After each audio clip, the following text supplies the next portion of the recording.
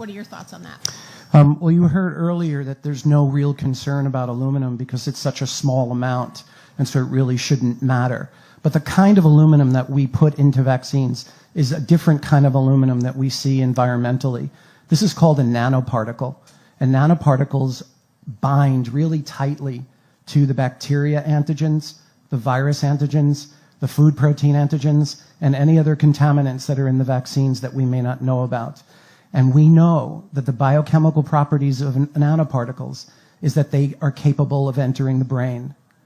And so we have not evaluated the safety of the aluminum nanoparticle and its injection and where it goes when it gets into the body and whether it gets into the brain.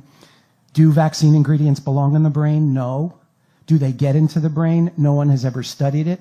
But animal studies using the same chemicals that are in vaccines that we give to children directly demonstrate that the vaccine ingredients do enter the brain. We are ignoring this information. There are scientists in Europe who've actually done studies on the aluminum nanoparticle and have shown that it can persist in the brain for years and decades.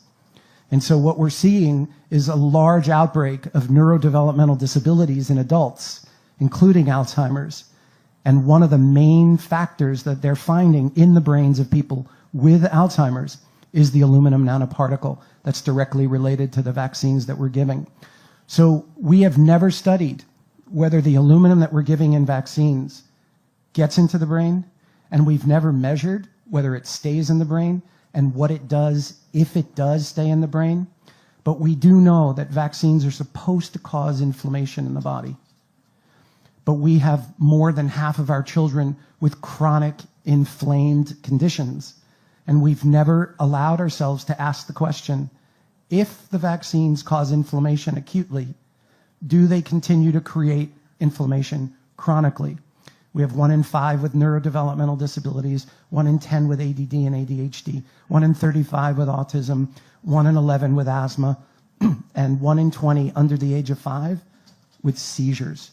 And the autoimmune diseases are exponentially rising, and we are finding that the viruses and the bacteria that we're injecting into the body, along with the adjuvants, create something called molecular mimicry, which means the body sees those viruses thinking that it's foreign, but actually finds pieces of those viruses that match pieces of the self. And the immune system doesn't differentiate between what it's been told to reject and itself. So it will turn the immune system on itself, leading to an autoimmune condition. We know this about hepatitis B, we know it about the Gardasil vaccine, and we know it about the flu vaccine. And we continue to say unequivocally that the vaccines have been studied effectively and that they're safe, and that's just not true.